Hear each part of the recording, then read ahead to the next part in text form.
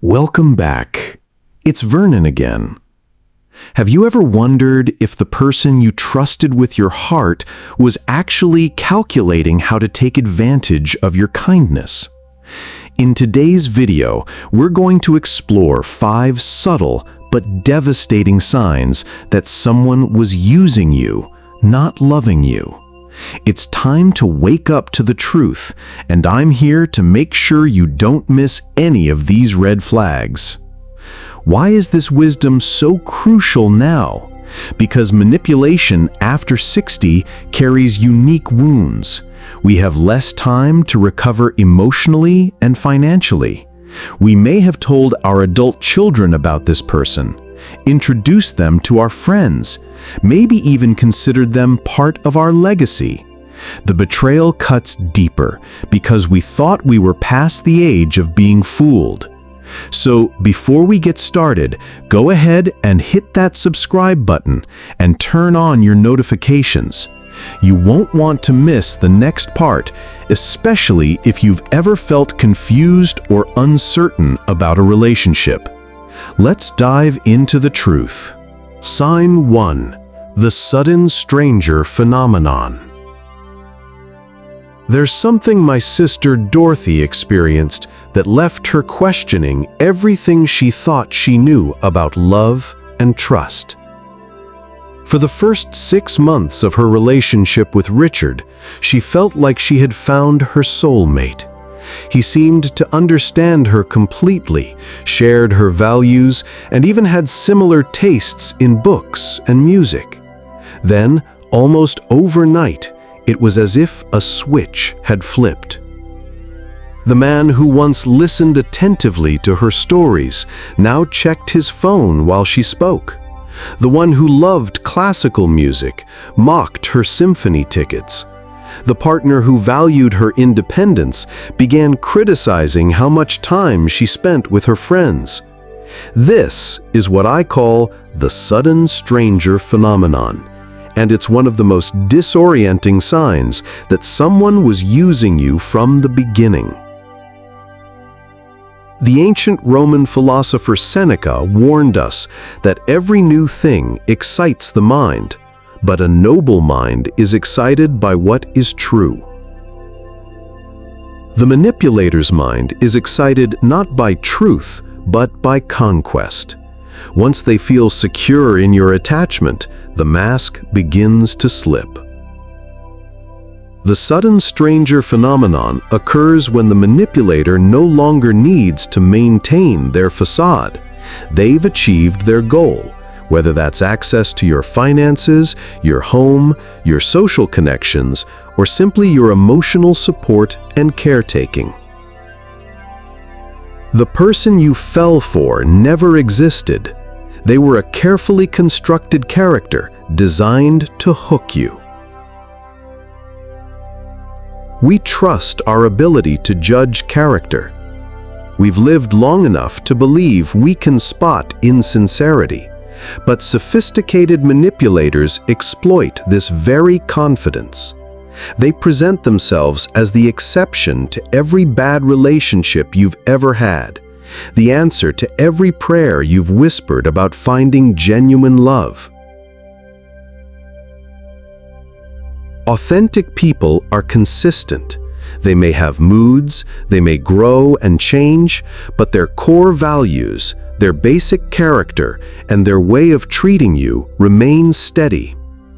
When someone undergoes a dramatic personality change after the initial courtship period, it's not growth or comfort, it's revelation. How can you avoid falling into this trap? Trust your intuition and set boundaries. If something feels off, trust your gut. Manipulators often work slowly, so be vigilant. Set clear boundaries early and don't let anyone pressure you into changing them. Take time before making major commitments. Let the relationship grow slowly and naturally, and observe how the person behaves over time.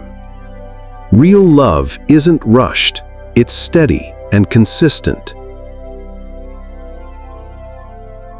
Maintain your independence.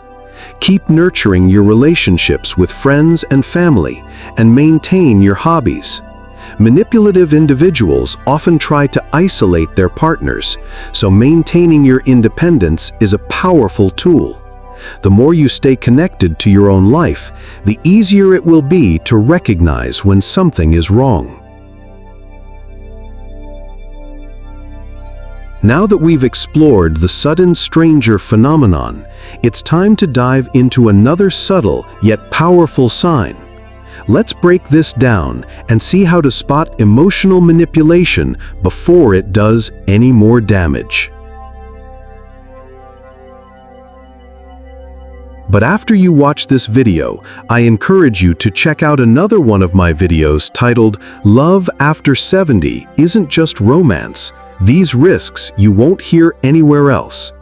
It's packed with crucial insights that can help you navigate relationships in your later years with confidence and wisdom. You can find the link to that video in the description below. Trust me, it's a must-watch for anyone seeking clarity on the risks that often go unnoticed. Sign 2. The financial fog pattern. Building on this idea of manufactured personas, there's another pattern that often emerges once the manipulator has established trust. Something I witnessed with painful clarity in my friend Eleanor's experience. She called me one evening, confused and embarrassed, trying to understand how someone she'd been dating for nearly a year had somehow gained access to her financial world without her fully realizing it. It hadn't started obviously. Harold never directly asked for money or made dramatic financial requests. Instead, he created what I call the financial fog pattern. A gradual, almost imperceptible erosion of financial boundaries that left Eleanor feeling confused about how her money had become their money. Harold's approach was sophisticated. It started with small gestures of financial intimacy that seemed caring. He offered to help Eleanor organize her bills when she mentioned feeling overwhelmed. He suggested they split grocery costs since he was eating at her house frequently. He admired her financial discipline and asked for advice about his own investments. Each step seemed reasonable, even sweet. Who wouldn't want a partner interested in sharing domestic responsibilities? Who wouldn't appreciate someone valuing their financial wisdom? But here's what research from the National Center on Elder Abuse reveals. Financial manipulation often begins with creating a sense of financial partnership or dependency, making the victim feel like financial boundaries are signs of mistrust or selfishness rather than healthy self-protection. Within months, Harold had keys to Eleanor's house, knowledge of her banking habits, and had positioned himself as essential to her financial management. When she hesitated about a joint vacation expense, he made her feel petty for keeping score in their relationship. When she wanted to maintain separate bank accounts, he acted hurt that she didn't trust him completely. She found herself paying for most of their shared expenses, while he always seemed to have reasons why his money was tied up, invested, or needed for family emergencies. The person who initially respected your independence and financial wisdom transforms into someone who views your resources as naturally available to them. Your money becomes our money, but his money remains his money. To avoid falling into the financial fog pattern, it's important to set clear financial boundaries from the very beginning of any relationship. One solution is to maintain separate accounts and openly discuss finances early on, establishing an understanding of each other's financial habits and expectations. If someone begins to subtly push for financial intimacy, question their motivations and remain firm in protecting your financial independence. Lastly, always trust your instincts. If something feels off, it's essential to have candid conversations about money and assess the true nature of the relationship. Have you ever noticed subtle signs of financial manipulation in a relationship? How did you handle them? Share your experiences in the comments below. I'd love to hear your thoughts. Your financial autonomy isn't selfishness, it's wisdom. And anyone who tries to erode it is showing you their true intentions. With that in mind, let's move on to the next sign. This tactic often goes hand in hand with financial manipulation, as it serves to further control and limit your access to outside perspectives. Sign 3. The Isolation Island Strategy. As we've seen how manipulators create false intimacy and erode financial boundaries, we encounter perhaps their most insidious tactic, one that builds upon everything we've discussed so far. The Isolation Island Strategy involves a gradual and subtle tactic where the manipulator begins isolating you from your friends, family, and support network, ultimately making you more emotionally dependent on them for validation and companionship. The reason this tactic is so effective is simple. When we isolate ourselves, we begin to rely more on the person who's isolating us.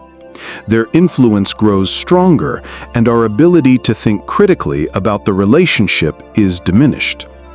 At first, the manipulator may make small suggestions or comments, such as, "I don't think your friends really understand you like I do," or "I'd feel more comfortable if you didn't spend so much time with them." Over time, these subtle nudges gradually chip away at your social world, making you feel increasingly disconnected from the very people who support and ground you. The manipulation starts to feel harmless at first.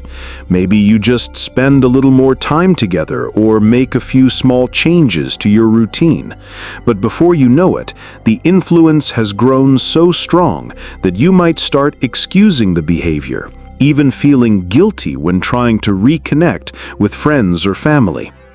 The ancient Greek philosopher Aristotle understood that man is by nature a social animal, and manipulators know that isolated prey is vulnerable prey. They understand that your friends and family are your reality checkers, your emotional anchors, and your sources of perspective. When those connections are severed, they can shape your reality with no interference. In this situation, it's important to trust the wisdom shared by Dr. Maya Angelou. When people show you who they are, believe them the first time. When isolated, you lose access to the very people who remind you of your worth, who help you see clearly, and who encourage you to trust your instincts. A loving partner should want you to maintain relationships that contribute to your happiness and well-being. They should encourage your friendships, support your family connections, and celebrate the value you bring to others. A healthy relationship doesn't compete with your social world, it supports and enhances it. The solution to protecting yourself from the Isolation Island strategy is simple yet powerful. Stay connected. Stay engaged with your friends and family, and make sure you establish clear boundaries that allow you to nurture your support network. When you sense your social world shrinking, remember that a true partner will never want to take you away from the people who care about you. They'll encourage your independence and social bonds, knowing that these connections make you stronger and more fulfilled. But emotional manipulation doesn't stop there.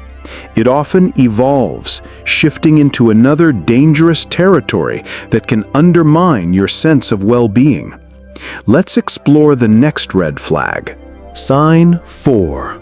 The Emotional Vampire Behavior. As we've explored how manipulators create false personas, erode boundaries, and isolate their targets, we come to a pattern that perhaps causes the deepest damage of all.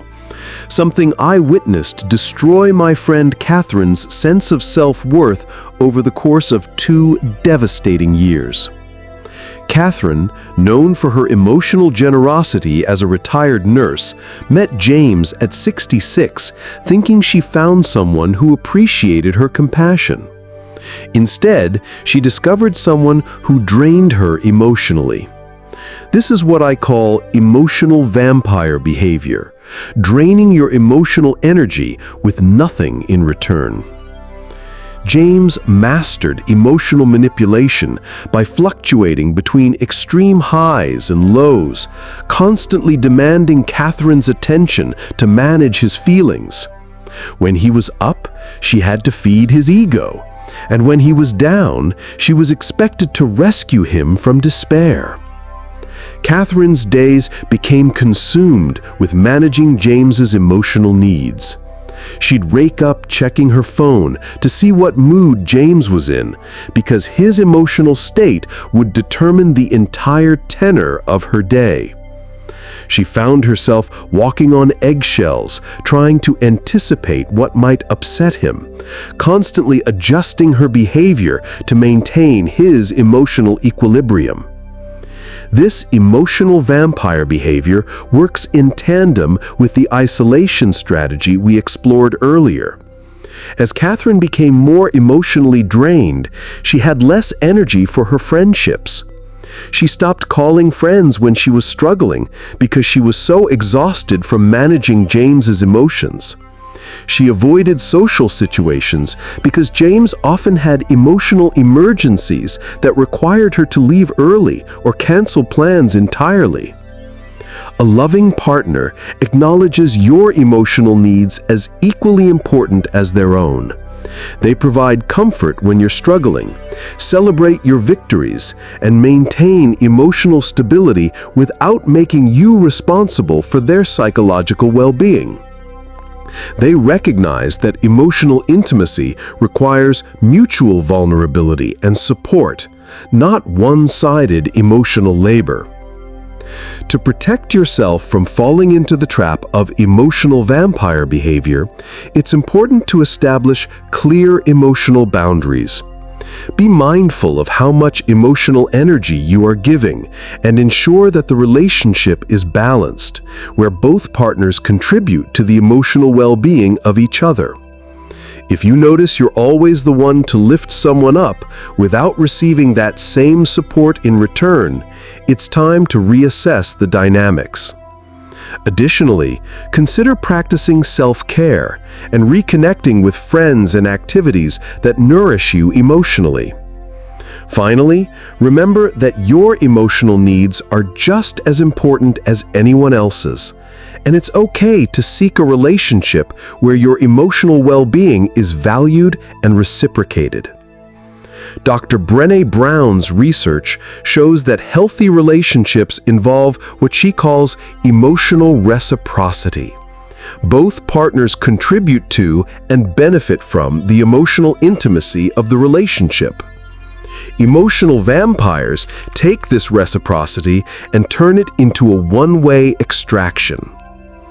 Remember, your emotional energy is precious, especially at our age. You deserve someone who contributes to your emotional well-being, not someone who depletes it. Have you noticed signs of emotional vampirism in your relationships? Drop your experiences in the comments below. And don't forget to like and subscribe for more insights on how to protect yourself from unhealthy relationships. Your emotional well-being is worth safeguarding. Now that we've uncovered the dangers of emotional vampires, let's explore one final sign that someone may be taking advantage of your kindness and what you can do to protect your heart from these toxic dynamics moving forward. This final red flag ties all the previous ones together, and it's a crucial one to understand. Sign 5. The future phantom promise. As we approach the final sign of emotional manipulation, we come face to face with one of the most heartbreaking tactics manipulators use, one that targets the very hopes and dreams we carry into our later years. This is what I call the future phantom promise, and it preys on our natural desire for a fulfilling, meaningful future. The ancient Roman poet Ovid warned, "Hope is a lover's staff. Walk hence with that and manage it against despairing thoughts."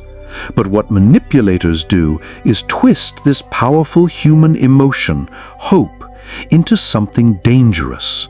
They exploit our aspirations, dangling promises of a better future to keep us emotionally tethered to them, while their real intentions remain hidden.